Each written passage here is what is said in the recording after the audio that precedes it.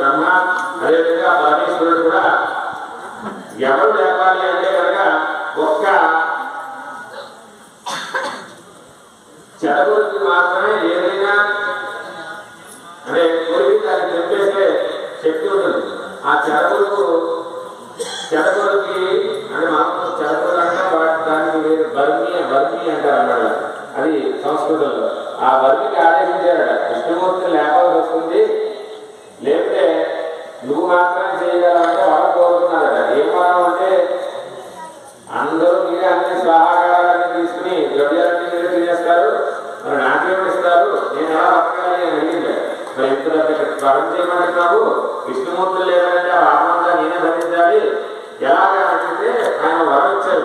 బ్రహ్మ ఈశ్వరుడు కూడా ఏం వరం ఇచ్చారంటే ఎవరైతే హోమం ద్రవ్యం వేస్తారో ఆ ద్రవ్యం